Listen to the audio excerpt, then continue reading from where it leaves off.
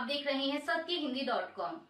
एक नजर अब तक की सुर्खियों पर। भाजपा ने बुधवार को राहुल गांधी पर प्रधानमंत्री मोदी पर आत्मसमर्पण करने का आरोप लगाते हुए सशस्त्र बलों का अपमान करने का आरोप लगाया और कहा कि यह ऑपरेशन सिंदूर की सफलता को कमतर आंकने और पाकिस्तान के पक्ष में ऐसा आरोप लगाने के समान है जो पड़ोसी देश ने भी नहीं लगाया है। भाजपा के राष्ट्रीय प्रवक्ता सुधांशु त्रिवेदी ने कहा कि गांधी के कटाक्ष बीमार और खतरनाक मानसिकता को दर्शाते हैं और दावा किया कि कांग्रेस नेता ने अपने देश के समर्थन में बोलने में पाकिस्तान के सेना प्रमुख, प्रधानमंत्री और वहां स्थित आतंकवादी मास्टरमाइंडों को भी पीछे छोड़ दिया है। भारत के विभाजन से लेकर चीन और पाकिस्तान द्वारा भारतीय क्षेत्र के कुछ हिस्सों पर कब्जा करने से लेकर मोदी के नेतृत्व में भारत में कथित लोकतांत्रिक पतन के प्रति पश्चिमी उदासीनता पर खुद राहुल गांधी द्वारा विलाप करने तक कांग्रेस के कार्यकाल में हुए ऐतिहासिक घटनाक्रमों का हवाला देते हुए उन्होंने कहा कि इतिहास नेहरू और गांधी परिवार के ऐसे आत्मसमर्पणों से भरा पड़ा है और उन्होंने प्रधानमंत्री मोदी की भारत माता के शेर के रूप में प्रशंसा की। कांग्रेस ने बुधवार को कहा कि यह सोचना गलत है कि नरेंद्र मोदी ही भारत हैं और भारत ही नरेंद्र मोदी है। कांग्रेस ने प्रधानमंत्री पर कटाक्ष करने के लिए भाजपा द्वारा राहुल गांधी की आलोचना करने पर उसकी निंदा की और नरेंद्र आत्मसमर्पण के व्यंग्य को और भी जोरदार तरीके से दोहराया। कांग्रेस के मीडिया और प्रचार विभाग के प्रमुख पवन खेड़ा ने दावा किया कि गांधी की नरेंद्र आत्मसमर्पण टिप्पणी इस बात को स्पष्ट करती है कि कैसे प्रधानमंत्री ने बार बार भारत के राष्ट्रीय हितों को ऐसे हालातों में समर्पित किया है जब अपेक्षित चतुराई और विश्वगुरु का दर्जा दिखाने की आवश्यकता थी।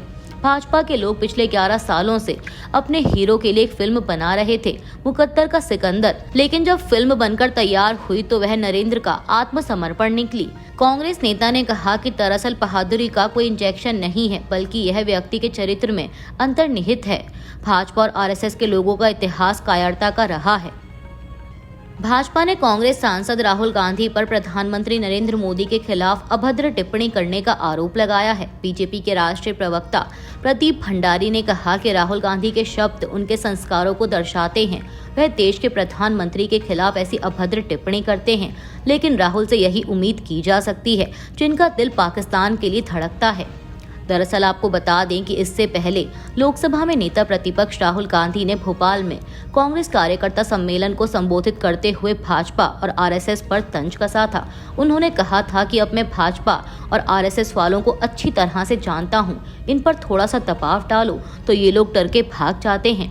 राहुल गांधी ने आगे कहा कि अमेरिकी राष्ट्रपति डोनाल्ड ट्रंप का फोन आने के बाद प्रधानमंत्री मोदी ने आत्मसमर्पण कर दिया। पंजाब पुलिस ने पाकिस्तान को खुफिया जानकारी मुहैया कराने के आरोप में यूट्यूबर जसबीर सिंह को गिरफ्तार किया है। यूट्यूबर जसबीर सिंह को गुरुवार को मोहाली कोर्ट में पेश किया गया।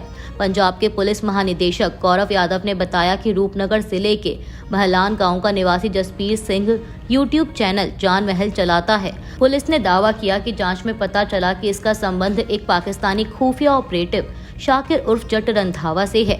गौरव यादव ने यह भी बताया कि वह यूट्यूबर ज्योति मल्होत्रा और पाकिस्तानी नागरिक और पाक उच्चायोग के निष्कासित अधिकारी एहसान उर रहीम उर्फ दानिश के साथ भी संपर्क बनाए हुए था।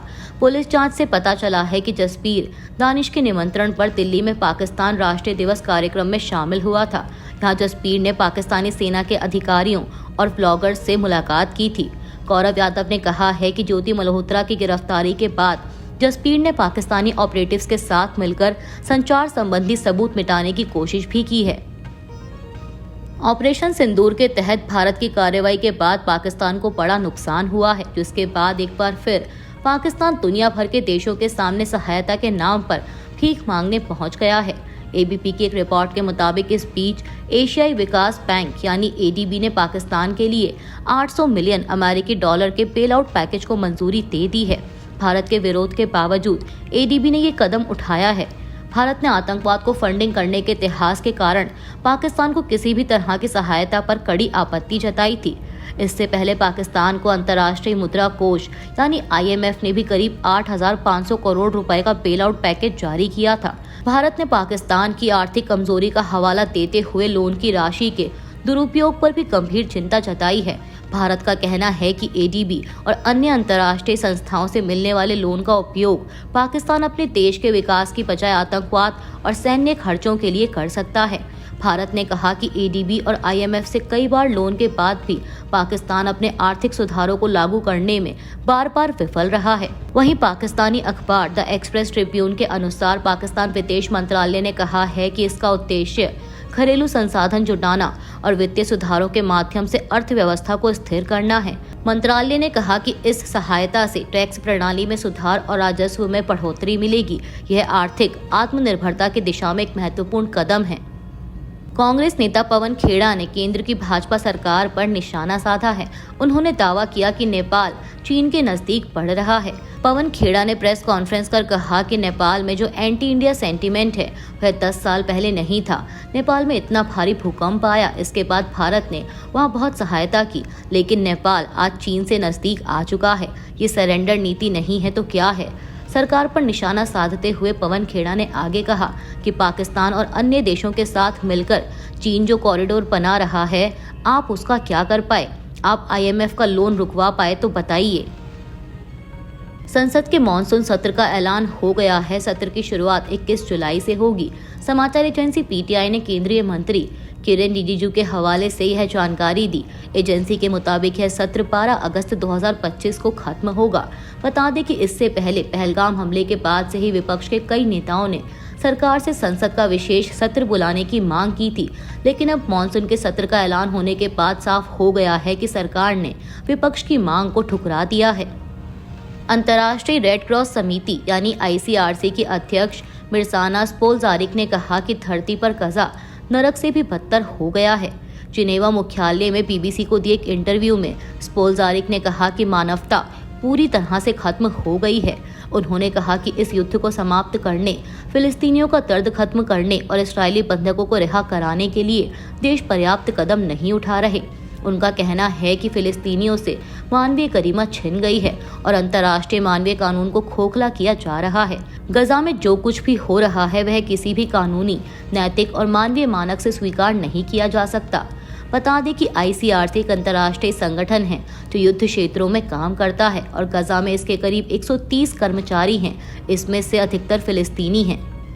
केंद्र सरकार आगामी मॉनसून सत्र में इलाहाबाद हाईकोर्ट के जस्टिस यशवंत वर्मा के खिलाफ महाभियोग प्रस्ताव लाने की तैयारी कर रही है।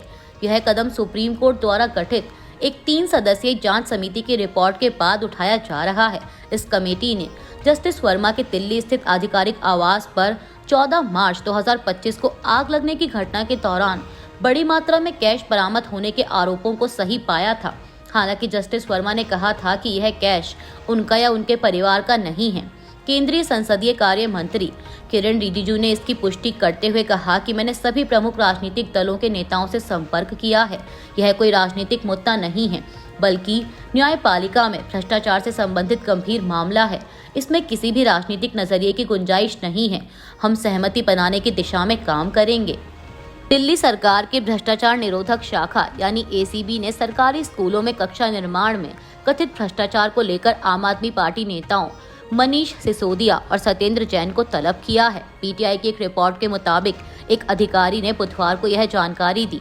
उन्होंने बताया कि जैन को 6 जून को एसीबी के समक्ष पेश होने को कहा गया है, जबकि सिसोदिया को 9 जून को पूछताछ के लिए बुलाया गया है। यह समन दिल्ली सरकार के स्कूलों में 12,000 से अधिक कक्षा या अर्धस्थायी संरचनाओं के निर्माण में 2,000 करोड़ रुपए की वित्तीय अनियमितताओं के आरोपों के आधार पर 30 अप्रैल को एसीबी द्वारा दर्ज की गई एफआईआर के बाद आया है। अभी के लिए बस इतना ही। बाकी की खबरों के लिए जुड़े रहिए सत्यहिंदी.com के साथ। Copyright disclaimer under Section 107 of the Copyright Act 1976. Allowance is made for fair use for purposes such as criticism, comment, news reporting, scholarship, and research. Fair use is a use permitted by copyright statute that might otherwise be infringing.